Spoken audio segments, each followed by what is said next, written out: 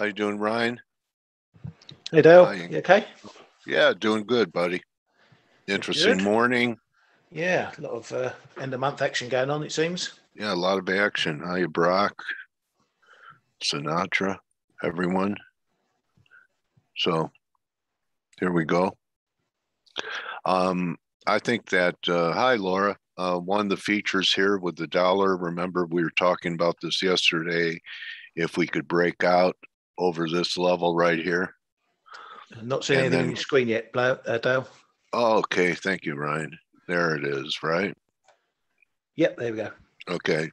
So this major resistance here, I thought it might be a stop hunt.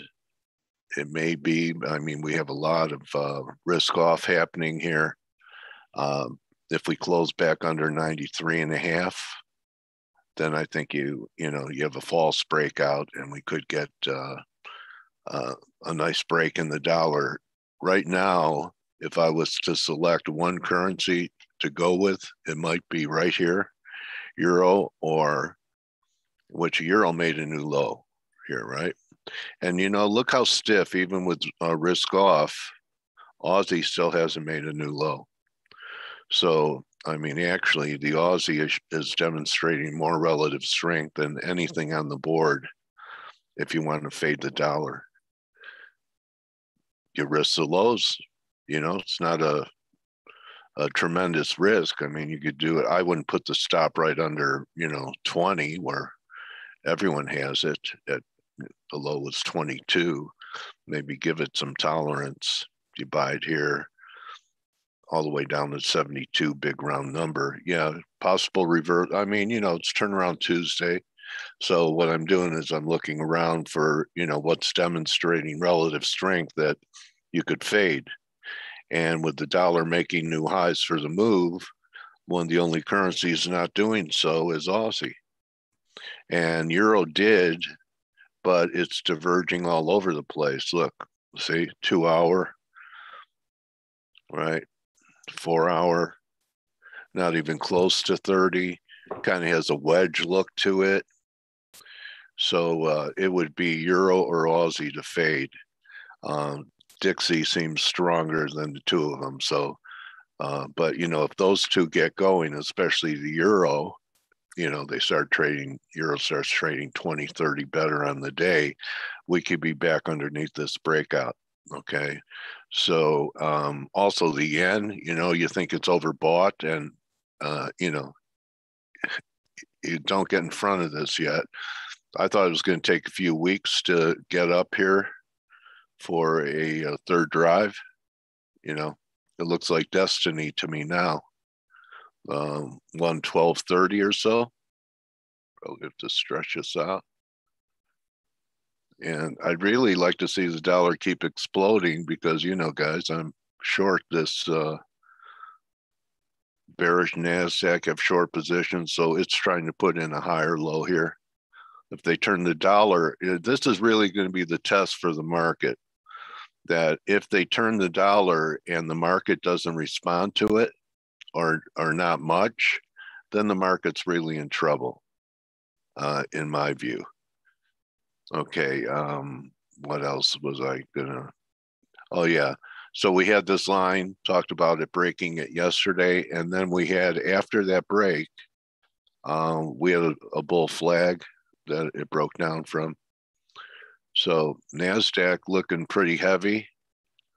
I don't know why they're selling it off. Could it be just because Congress can't get anything done? Maybe that's it. The Republicans blocked the debt ceiling raise, so they're trying to make the Democrats do it all on their own through reconciliation. So, maybe it's a blow off in Washington. You know what the Russell is? You're a good point, Sansi. For a while, it will. It still hasn't made a new high in 8 months, though, right? I haven't even looked at Russell in a while. I know it wasn't down when the market was getting slaughtered, but here it is. So we'll see what it does today. Still not a new high. Yeah, gold, until the yen is done and I see topping signals in the yen, I can't think about getting long the gold. Okay, Alexander, you have to wait for a yen top.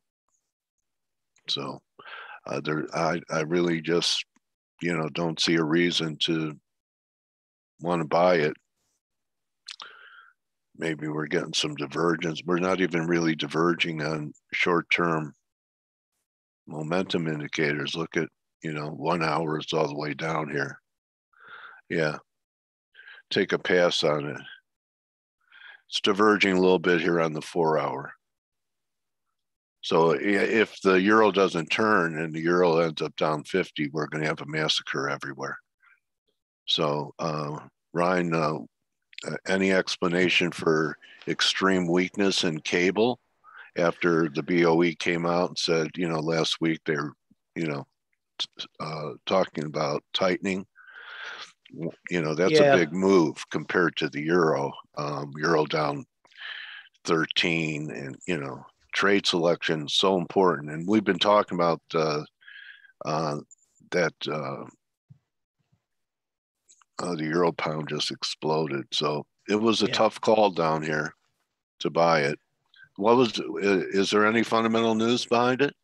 No, I mean, you've obviously got US yields rising, jumping up through 150. That's obviously, a good tailwind for the dollar. Okay. The pound looks to be purely on end of month flows here because we're seeing these moves every hour on the hour. Okay. Or rather 5-6 minutes into the hour. We got the big a big move at the 12 o'clock fix, which can be quite a big one. It's 12 o'clock London.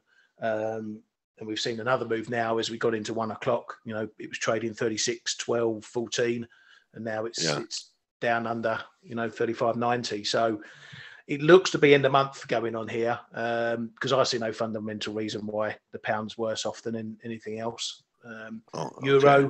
Euro's got the volatility sucked out of it, 4.56% on the 1 month at the money vols. Anything below 6, you're getting into quiet territory.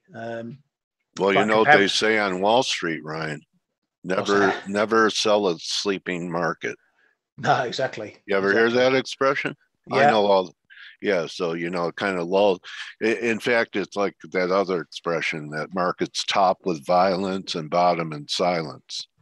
Yeah. I got a million of them, Ryan. Yeah, don't eat yellow snow. That's another one. All right. It's actually, guys, morning. It's actually interesting because the Bank of England's the governor Bailey made some comments today, and he did say that every member of the Bank of England's Monetary Policy Committee is prepared to vote to raise interest rates before the end of the year, if that's necessary, to avoid persistently high inflation rates. And that, you read that, you go, man, that's hawkish. And still the pound is getting beaten up.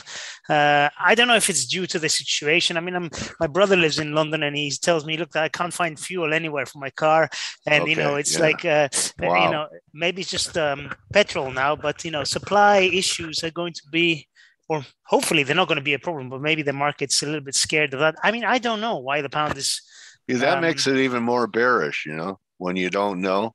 When there's no, I've always felt that when markets make moves and, wasn't based on news and no one could explain it, the reporters can't, tell you why, not the traders, the reporters, that it's more meaningful because, wasn't sparked by a headline. It just happened because of, intense selling or buying. So that to me signals even more that this is possibly end of month stuff because all the reasons are there to be long the pound. Today is value date, end of month for spot. As I say, we're seeing these moves happening every hour, pretty much into the hour, and that's a sign of end of month fixing stuff. Obviously, the big one's at 4 o'clock London time. Yeah. Remember when at the beginning of the pandemic that the big item that people were hoarding, and people are saying that there's hoarding going on. with fuel there. Yeah. My brother, actually, I was speaking to him this morning, and he was really pissed off because he said, look, this guy, I can't remember who it was, who got on TV and said, oh yeah, there's going to be there might be shortages and this and that, and obviously everybody goes out trying to get some fuel. If they, if there wasn't this kind of panic, I'm sure the effects were going to be a lot less significant. So it's a shame that these things happen, but they are happening. So and what the do you do? And the dollar, guys, is this a breakout? I mean, unless it fades, this, I thought we might get a stop hunt above this 93.5 and then fail, but it almost looks like it wants to accelerate here. It's on a massive grind. I mean, you look at dollar yen on the 15-minute chart. I mean, it's in one of those times where it's like not parabolic. giving you anything. Yeah, it's not giving you anything. It's just grinding 5, 10 pips, really slowly. It doesn't give you a pullback. You don't want to chase it. It doesn't give you a pullback to get on it. I took some profit on my long-term longs that I've been sitting on for over a year now. Well, I remember you were buying it down here last week, Ryan. You put something on around the 109 level. You were looking at it. Yeah, just a small trade. Yeah, a couple of weeks ago, I got on into 109.10, I think it was. I didn't do anything last week, but I was looking for closer to 109. But I've been long from say over a year, and I missed the last one move up into 111, so I took a little bit off on this one. But again, I can't help think it's end of month as well. Yeah, there's a big tailwind with yields. So part of me says, this could go up to 112, maybe 112.50. I'd love to see that. But part of me also says I want to get over the end of month, end of quarter hump, because it's also half Japanese fiscal year as well. Okay, so we have a lot of unusual flows until the next few days. Yeah, get me to Monday and then see where we are, see where yields are, and then I'll start to believe whether this move is real or not. Okay, what do you guys think about, is Blake here today or did he leave already to go? He's going to be here in a little while, he said 15 minutes in, so. Oh, okay. All right, so what do you guys think about the action in, say, S&Ps? We rallied more than 61.8 and have pulled back to the old 38. And look how much weaker NASDAQ is. NASDAQ looks more in a position to challenge last week's lows than S&Ps. And, I think it's because of yields. The mega cap techs don't like higher yields. Yeah, that's true. I think the same applies with equities. What Ryan just said about month end. I want the next couple of days to go, and then I'm gonna, we want to see whether these moves or the breakout in the dollar or the yen or equities, if it's a real thing. Yeah, exactly. It's these kind of days. I don't trust them that much, but still we're seeing a reversal today in risk, and naturally metals are getting creamed again, as they always are. I mean, we've talked about them before, and I'm very bullish, but as I've said for days and weeks now, I'm holding off because they're trading very heavy, and I don't like getting long. I don't like getting what do they say about bottom pickers? They get smelly fingers, right? I remember a few weeks ago, Stel, you were saying you're looking for a stop hunt under 1680, and then it was going to turn. So, I mean, the narrative that you talked about a week or so ago is possibly unfolding. It's manifesting slowly. Yeah, maybe. Yeah. Anyway, see how I remember everything you say? Of course you do. And if you look at silver on the daily chart, we're like on a. Are you looking at that? There's if you zoom out a little bit more, this is kind of like a channel. It's we're getting close to these lows now. So if this breaks, why don't you take the screen and show what you're looking at? Hold on a second. Let me move out of the dark color theme because I know people don't like it. Let me take the screen. Yes, that's the one. Share. Okay. So this is roughly what I'm looking at, and this is a zone that's been holding for a while, for months, And I think that with gold at hitting 1680 or a flush below, we're definitely going to get below this in silver. So this flushes out pretty much everybody, and then I think we go higher. I mean, I would love to see 19s. Oh, that would be a miracle in my opinion. But I'm still waiting. It could happen. It could happen, of course. It could happen. Yeah. And so today it seems to be like a turnaround day, but as I said before, it's we're getting to month end, and I don't completely trust these moves. Yields are going to be driving pretty much everything, and I think really 175 is these highs over here. The previous highs, 175, I think is really the level after which I'm going to start paying attention. Until then, I'm not worried or not bothered, because you know me, I'm not a day trader. So I like to see when things actually materially change. And when that happens, I start slowly piling in. So I've seen a lot of analysis talking about 210 by year end. Yeah, well, if we break even the psychological 2% level, I think that's going to be that's going to be a trigger for a pretty big move in risk, my view. But hey guys, hey Blake. Hey, I was running a little bit late. I don't know if anybody else is here with you guys. Yeah, Ryan's here. Oh, cool. Just us. Yeah, I'm here. How's just a quick one. Just a quick one before Blake kicks off. One level I'm keeping a close eye on now. We're below 136 in K, was 135. That was a big, huge area on the way up, a year or so ago. And if we get down there, that's where I'm potentially going to look to start piling into longs in maybe in some decent size, because it is a big, big level. It's a big, we're at the Brexit level. We're at a pretty decent level here, right? I mean, these lows, they break. Yeah. There's just a gap below. Yeah, and you can actually see it in the you look at the euro sterling, and it's getting close to that 86 pence level, and I think it's been setting up a nice bullish wedge, which looks like a possible breakout. So I want to show you guys just a couple of things really quick. You can take over if you want. Yeah, I'll grab the screen. Give me 1 second. No turkeys for Christmas. What's that? There's a shortage of turkeys. Not on Twitter.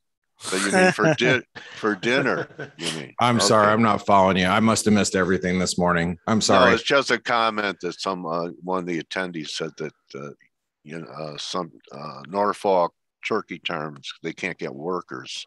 No kidding. Yeah. Oh well, what wasn't Ryan? Weren't you talking about that?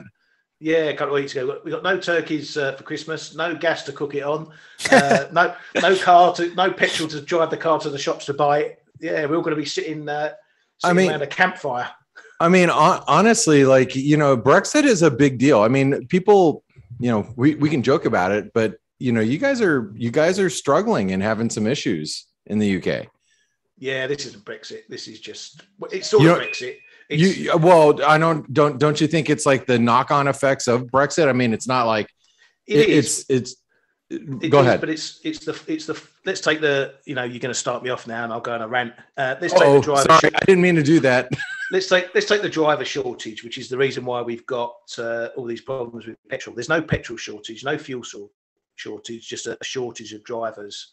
To deliver the fuel.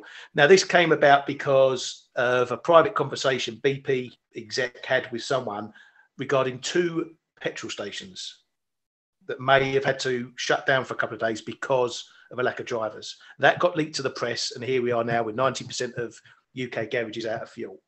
Anyway, the reason there's a driver shortage is twofold. One, it's to do with Brexit. Yeah, very much so. The other side is there is a lack of drivers across Europe. Poland, Germany are in a much worse position than the UK as far as drivers are going. Everyone's blaming the government. We have a shortage of drivers here too. You have a shortage in the US, but what no one's blaming is the transport and haulage firms who had just as much time to prepare for Brexit as everyone else. And what did they do? Nothing. But where did all the drivers go that were driving before COVID? Did they all retire?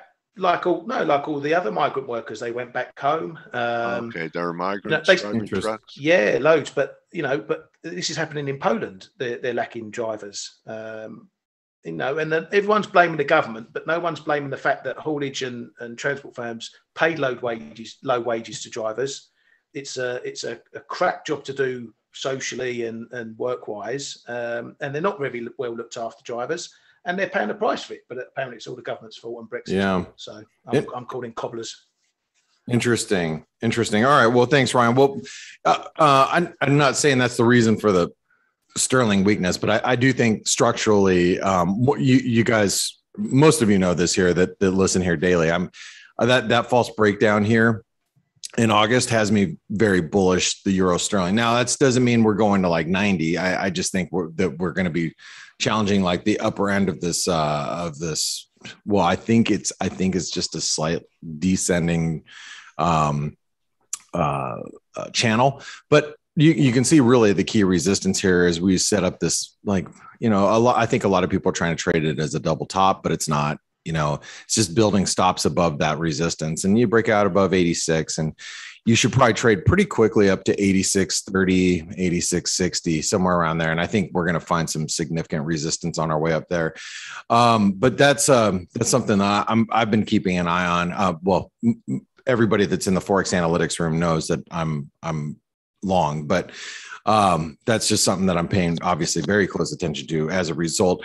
The Aussie dollar was our chart of the day yesterday, and we had a long discussion about this. And I want to turn our attention to the Aussie, just so everybody has a very clear idea of what I've been thinking here, because I did put it in the week ahead video on Sunday, or over the weekend rather. And then I blogged about it yesterday, and you can see that this bear flag pattern that you see here, we're held up by the 38% retracement, which a shallow bounce already suggests that downside's coming if we can't get above 73 20, excuse me. And you can see here in the Forex Analytics chat room, I mean, yesterday I closed the Aussie dollar, this morning for 35 pips. I reopened a short for a third of it at 72.57 because I'm really going to be adding. That's more of my tracker right now, being short in the 50s, because now I can have a smaller position, kind of track it. It gets below 72.20. I want to be aggressively short. And the reason why is because I still think we have unfinished business down here at 70.50. And the reason why it's such unfinished business is I have to take you out to a weekly chart and show you this. If you take what I think is a generational low in the Aussie dollar, meaning that probably you can take it from now to probably the rest of my life. You're going to live past 70. I don't know. I don't know. I lived a pretty hard life when I was younger. But that's neither here nor there. I'll be 90. I want to see you at 70. All right. Sounds good. I can't wait for us to be old men on a park bench slobbering on each other. That'd be great. Looking forward to it, brother. I like trying to switch out my gums or something. Anyway, I'm joking, guys. I'm totally joking. Although I might have to change out Dale's gums at 90, but you never know. Maybe my diaper. No. You know what? You guys know my mother, my mother-in-law's mother, she's the mother of holistic medicine, Dr. Gladys McGarry. She lives just down the street from us. We spent all the holidays with her. Anyway, she is 100 and she gets around just fine. So I'll tell you what, if you ever want any, go Google search the mother of holistic medicine. And if you ever want some motivation to see how long you could possibly live for and be healthy, that's her. She's 100 and she gets around just perfectly fine. They took her driver's license away from her this year, though. Oh, okay. So anyway, I mean, that sucks. Right. But it's amazing, though. Yeah, she was getting a little dangerous behind the wheel, but she's, anyway, but I'm just talking, this is what we call a generational low, because I don't think that we're going to see those levels anytime in the near future. Now, a 38% retracement of this move comes in at 70.50. I've been expecting that level to be tested. Okay. I'm been looking for that level to be tested. 3 weeks ago, when we made it to 71 cents and we bottomed and we rallied like 300 pips, I was like, damn it, did I miss it? I thought I might have missed it. And, we bounced like a bat out of hell, squeezed everybody out that was short. You can see above that resistance here, got everybody out. Then we turned lower again.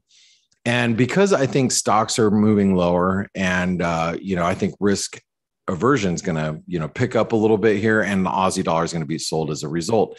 So I think we can actually test a new low. I am looking to be a buyer down here at 70.50. I am looking for a long down at those levels. I just think we're going to get down there. And that's something that has been on my radar really for the last several weeks. And I've been targeting it to the short side now. And I am short smaller. I was pretty aggressive last night when I was short near 73 cents.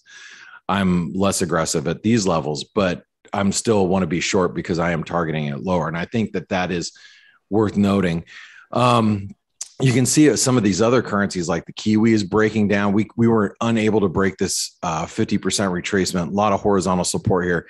And this is really a product of, of what I think is risk aversion. And the S&P, we're bouncing right here. And if you are a Forex Analytics subscriber, oops, sorry, I'm at the wrong place. Forex Analytics subscriber, you get our bias chart. We actually are going to make that in 45 minutes. We make it every day with it's private for the Forex Analytics subscribers. But you can see we're talking about 44.20 as being really key support in the S&P. It's this dotted line. But what you see here is we broke this ascending trend line, and now we're testing that this is not relevant at the moment. Oh, did I just? Yeah, NAS is even weaker, bro. Yeah. I know Nasdaq's weaker. The Dow continues to look a little bit better because yields, but I really want to pay attention to this. The lows today, because this is, like I said, this is like a support level. It's support levels are zones. They're not necessarily levels that it's right at the level and you expect a reaction, but it is a zone. And my opinion is if we start breaking through those lows, we're going to then create the cycle of lower highs and lower lows, right? And that is a change in trend. And that's a distinct change in trend that we need to pay attention to. That doesn't mean we're going to go to 4,000 tomorrow, but I think that really suggests that we are it's a two-way market now. You can play both sides of the market. You don't have to. Gartley was beautiful, Blake, that you called last week. It rallied up 150 handles from when you first showed it, and then it peaked right around where the Gartley was going to be. Yeah, it looked just like that. Thank you very much. And, on the week ahead video, I referenced that chart, and I'm not sure if it's still in the analysis from last week. We removed most of the analysis, but the very end of the week stuff. So, you can see here. There's the Gartley right there. Yeah. That was from like Thursday. But I talked about it over on the week ahead video about, 40.85 being resistance. That was the exact high to the pip yesterday. So really key resistance on the underside of that trend line on the S&P. I think that the market is, like I said, as long as we stay below these levels, you got to expect two-way price action. So, markets dip, you can probably be a buyer and look for a bounce, and, they rally, you can sell into strength and trade it in both directions. It's nice to have a two-way market, in my opinion. That's what creates volatility. And for us, that's what we're really looking for. So we don't have a guest today, do we? We do, a special one. Who? Andre Cardoso. What? Okay. A special one. Thank you very much. You guys, you guys are in for a really big treat today, because you guys are going to get, speaking of harmonics, you're going to get a really good look at harmonic patterns. And Andre is our harmonics He's our in-house expert that gives you all these beautiful charts. So, Andre, good to have you here. Was a segue. But before I go, let me just mention we have our seasonal price special offer that we do, at every September. Because it's after the summer, fresh new season offer. We offer a discounted amount for Forex Analytics. Basically, buy 1 month, get 1 month free. Get 2 months free for the price of. You get 6 months for the price of 4, 12 months for the price of 7. So very substantial discounts on our packages. We will only offer this for the next week and a half. So make sure you take advantage of it, because when it's gone, it's gone. And make sure you visit our Forex Analytics webinar sponsors, Pepperstone Securities, more importantly, Forest Park FX, because they can take on, U.S. Traders, North American traders. So if you're in US, Canada, and you're not getting, Forex Analytics for free or cashback rebates, make sure you reach out to them on Skype, or there's an email right here. We've been working with them for like a few years. I had a new trader that remembers me from like the last 15 years. That used to be a client of ours. He jumped in the chat room, and he's like, I opened an account with this brokerage firm. I forget what. Hold on, I'll tell you. It was the brokerage firm was SGP Limited, and I'm like, hey man, who's that? And he's like, I don't know, but I think it's a scam. I think, and I'm like, I would not do business with any brokerage firm. The Forest Park is not doing business with, because they've done all the research. There's a lot of, very shady FX brokers globally. You gotta work with people that are, regulated in their regions. And that's why you work with people like Forest Park FX that have done all the research. They're looking out for your best interest, because, they want to make sure that you're going to be around. So, make sure you talk with them, okay, first, before opening any type of brokerage accounts anywhere.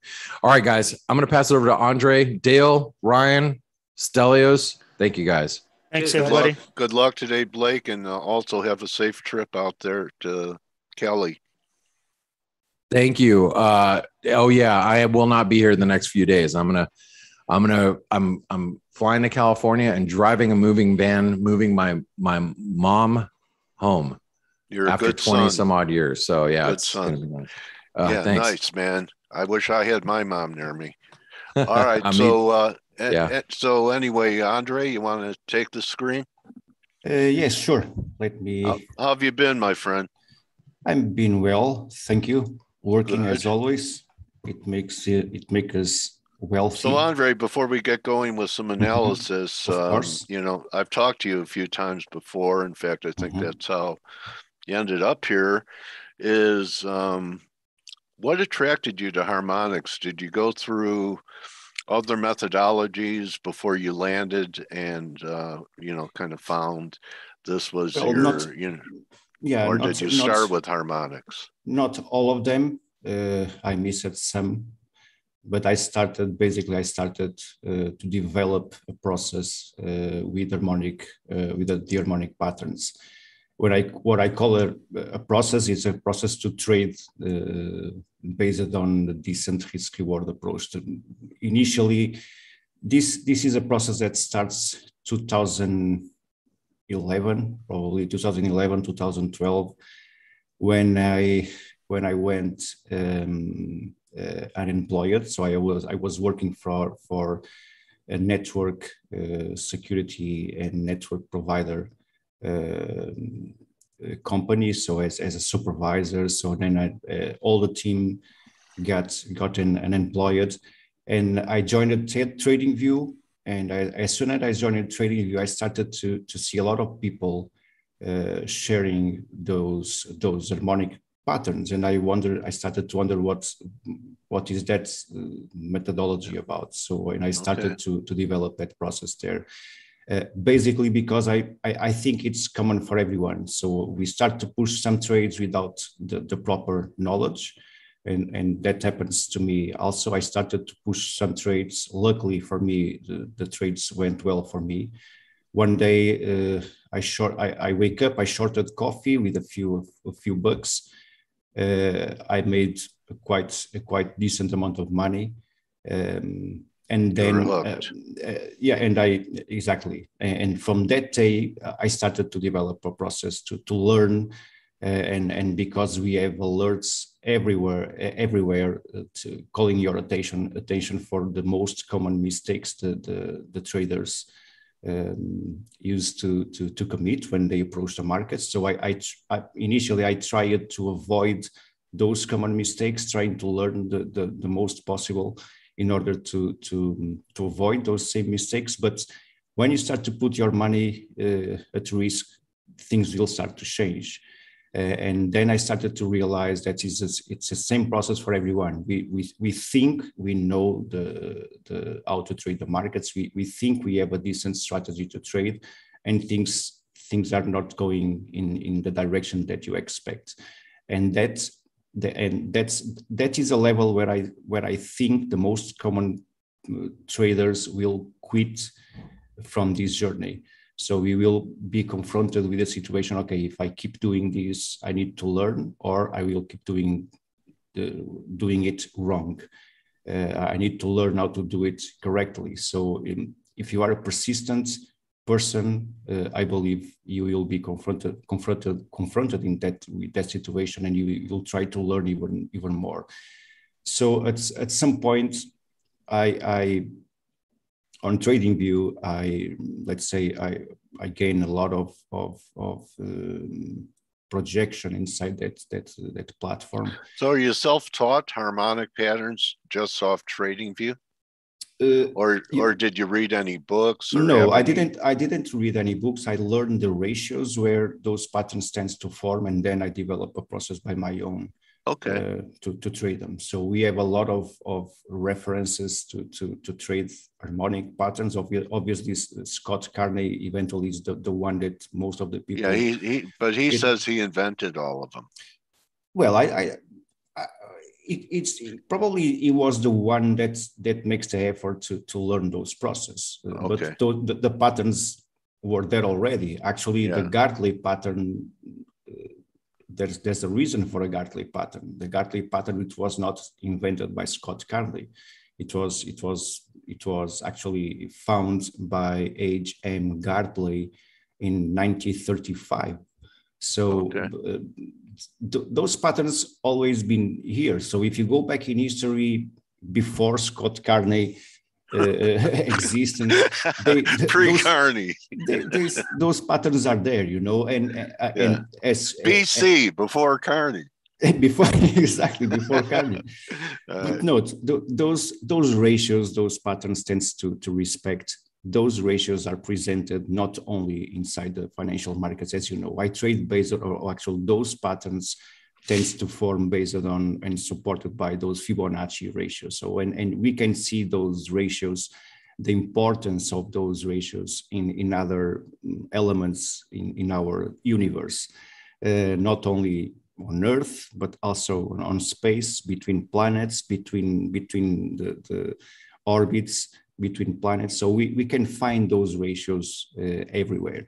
So it's not uncommon to identify those patterns. The difficulty, in my point of view, or the hard thing to do, is to learn how to take advantage, or how to create, let's say, to create a strategy to support your trades based on the decent risk-reward approach. And if you repeat that process, I believe it's similar to any other methodology we learn to trade. If you trade Elliott, if you trade Harmonics, if you trade basic technical approach, if you trade anything you trade, you need a strategy to fight that the possibility. You need money management skills. Money management, exactly. So I found the harmonics very useful in order to identify, as I said before multiple times here, in order to identify my targets, my limits, and adjust my position size accordingly to the amount of money or the percentage of money that I'm available to lose in that specific trade. And of course, I lose a lot of trades based on that. But when the trades comes on my direction, usually I recover a lot of the previous losses, because the risk reward ratio that I use usually, if well managed, it allows me to expand and to expand my rewards. But let me say I think the main objective to trade those patterns is exactly the risk reward they offer. And if we pay attention to those specific Fibonacci ratios, and if you study those processes, at some point it will become familiar. It will not be so, let's say, I will not create any doubt if the pattern is there or not. So the pattern is there. What I want to do? Do I want to engage this pattern at this point? Do I need to wait? I need to search for another opportunity. And that is the most hard choice to do. Which pair should I trade at this point? Which pattern should I trigger? And that's the hard part. I see this 4-hour chart that you have up on the S&P. Oh, it's a 1 hour. This is a 1 hour. Yeah. Yeah. So,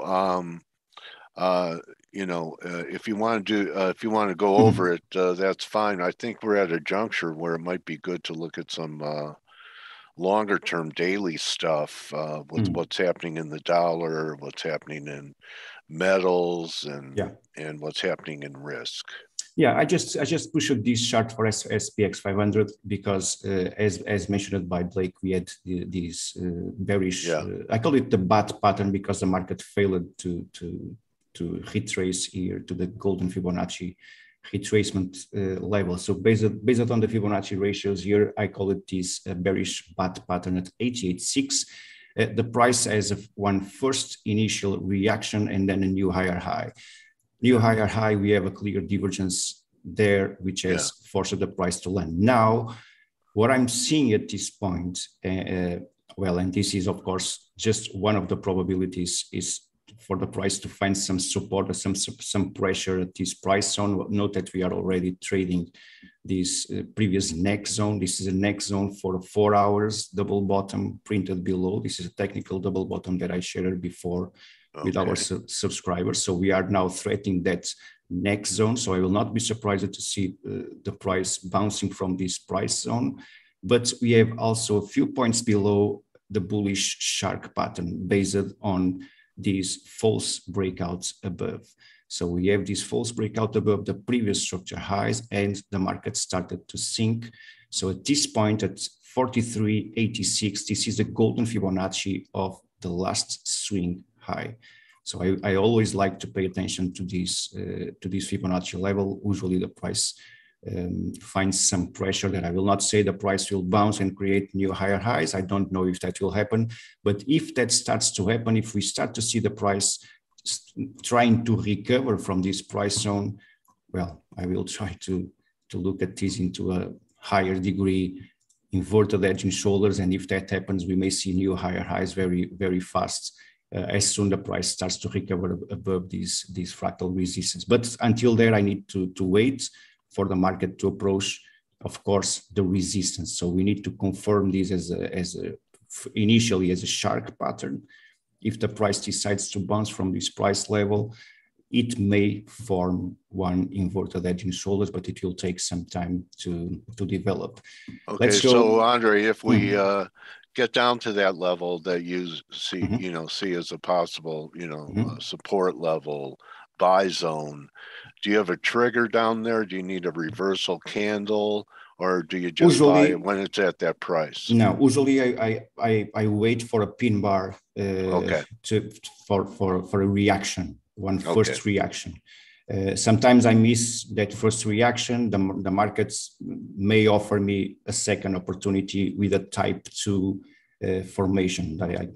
We don't have time to explain that, but basically it's a retest of the completion point of the pattern. So if the price decides to bounce, and then if the price decides to approach again the completion point, kind of a double bottom or a retest of the lows again, that may offer me a type 2 formation of the shark pattern, and I can try to take advantage of that. But again, I need to wait for for that to happen. Nothing is granted, of course. This is just a game in between commas of probabilities. Let's see if the price decides to react from. I'd be from curious to see what you have on the S&P or NASDAQ on a daily or weekly.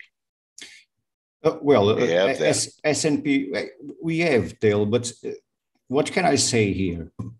You know, what can we say after all this sequence? I don't know. I don't know either, because every time we see,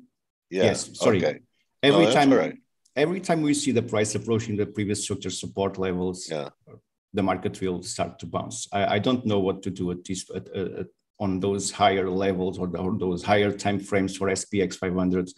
I can only tell you wait for the best option to buy and wait.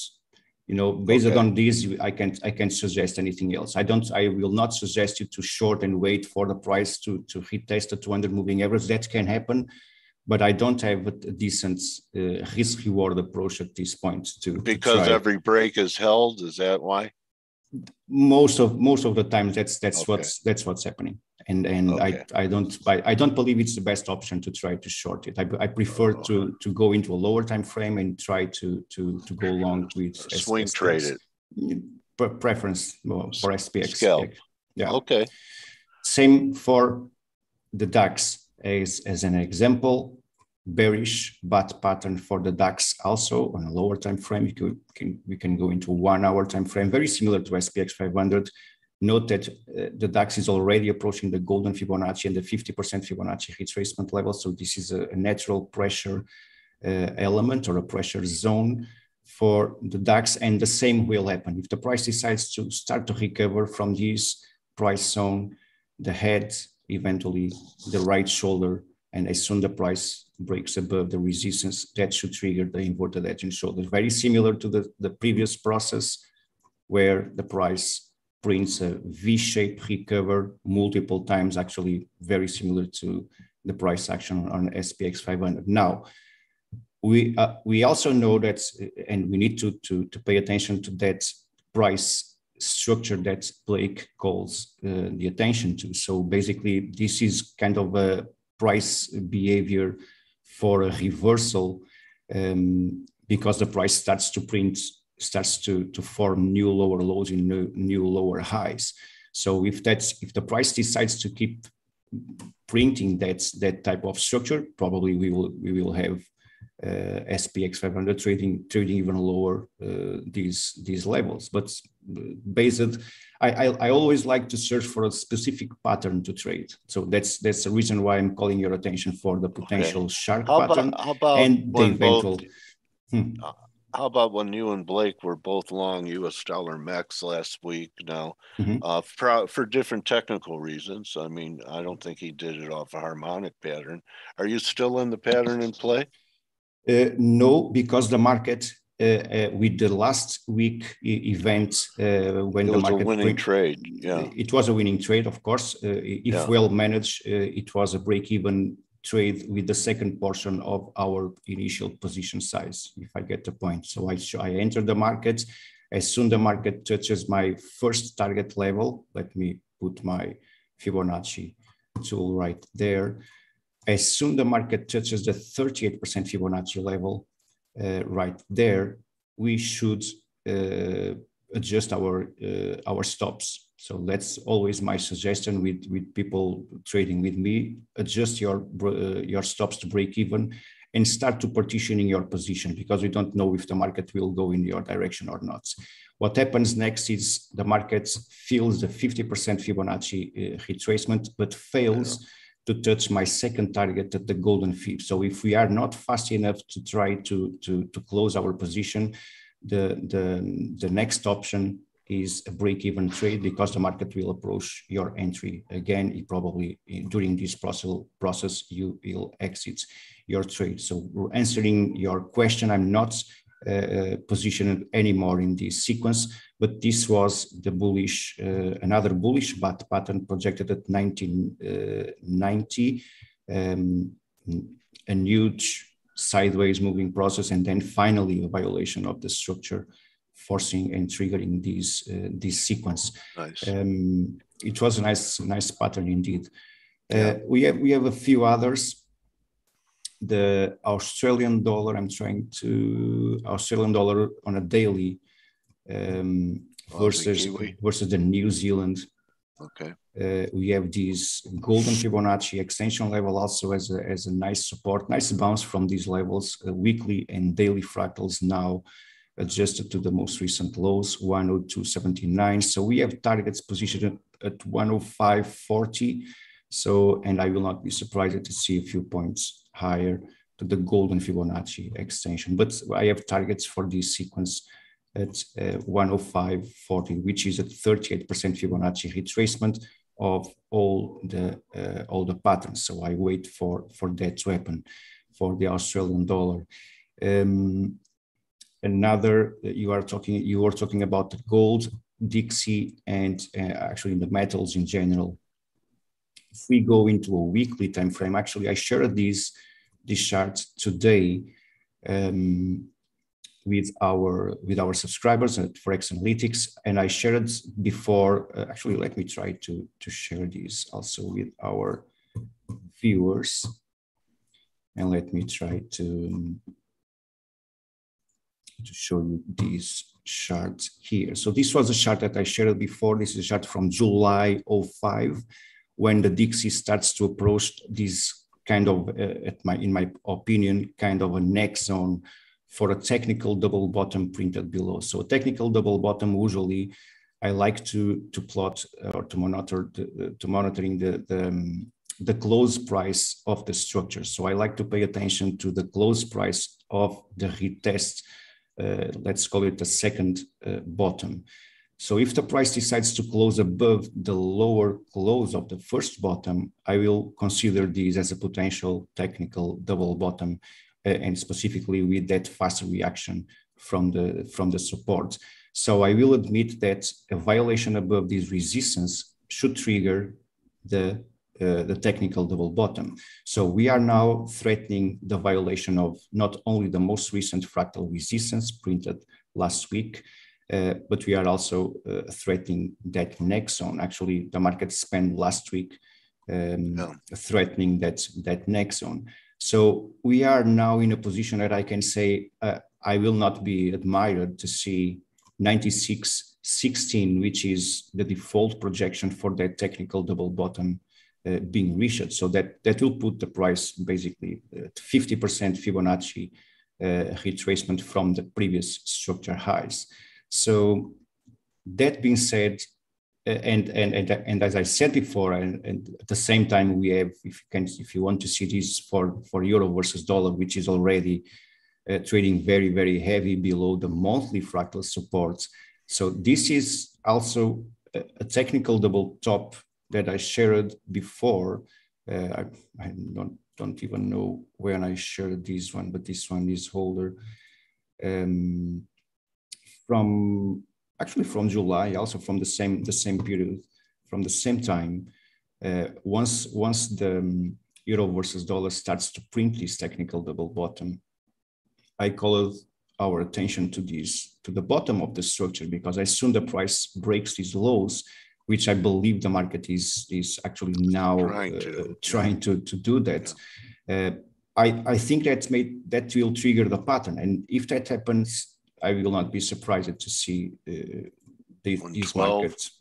113. Let me show you also another sequence that can happen based on the most recent reactions here. So if we pushed our extension here, an extension of this very last swing high, then we have the pullback, a retest of the highs, a double bottom. And if I see the 127% Fibonacci, let's say 127, 141. So between these Fibonacci ratios, something between these ratios, that will print a bullish butterfly pattern. So that's one of the patterns that I like to trade. This is usually the market reacts inside this range. So I have already my range predefined before the market approaches these levels. So I can put a pending order if I need at 127% Fibonacci extension.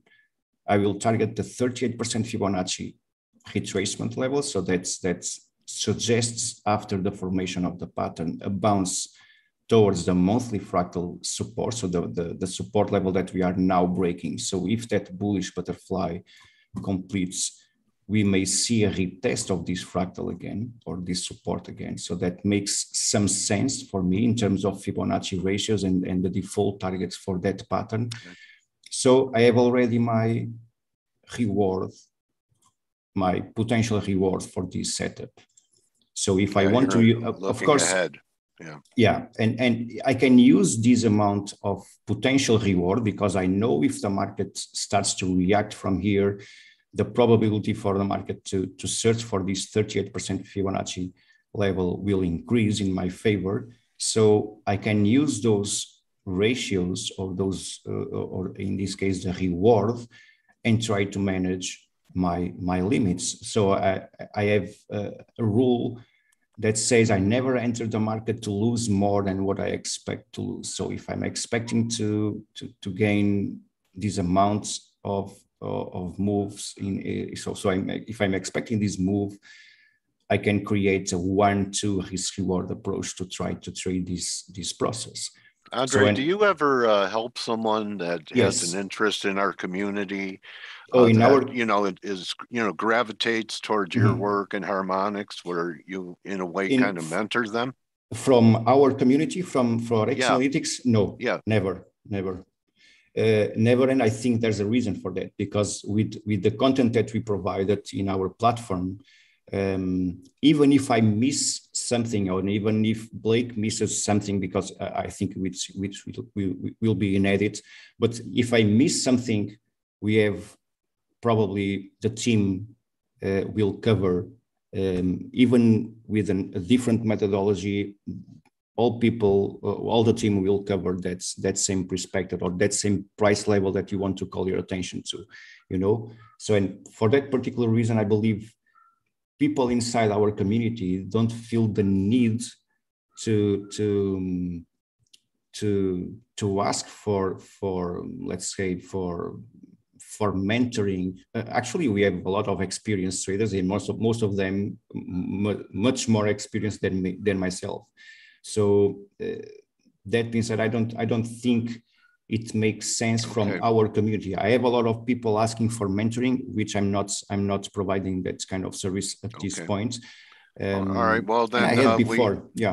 We have a request for a gold chart. Why don't we wrap it up with gold? Okay. This is a weekly chart for gold, and this is, of course, pure speculation. I don't know what will happen, but this is a symmetrical projection for gold on a weekly chart. The symmetrical projection will put the price trading the 200 moving average again. Wow. So this is just pure speculation. Again, I don't know what will happen. Let me remove this symmetrical projection from here, and let's talk about the ratios that we have here, because the ratios that we have here may help me to project patterns below. And the pattern that I'm projecting is the crab pattern extended at the golden fib. So this is 1528. This is a very deep fall for gold. Of course, if that happens, we may see the Dixie giving sequence to that 96. Exactly, 96.16. So I will not be surprised to see that. Let's say silver is even, I think silver, it's even heavier than gold at this point, I think, unless it starts to find some. Well, if gold's going to 1500, where would silver go to? Silver's, I don't think 10. Let's say. Well, 19. we have 19 probably. The golden, if that happens, the golden Fibonacci will be my main Fibonacci level. So previous structure resistance. That's we have also 19. We have the 200 moving average pointing to 1907. So that will not be something similar to that.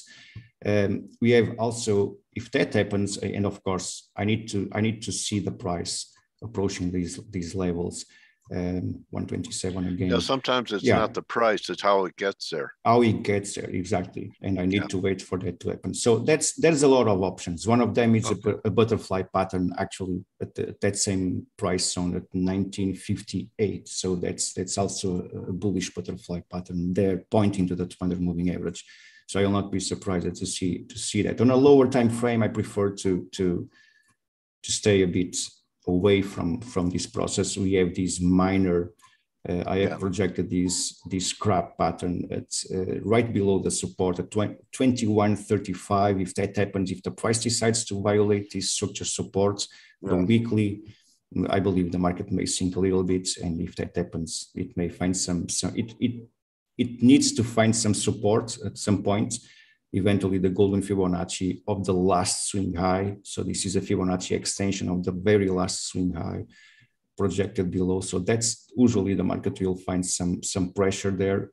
Not sure if it will be enough to produce the expected movement. So if that pattern forms below, we will expect something like a 38% Fibonacci again.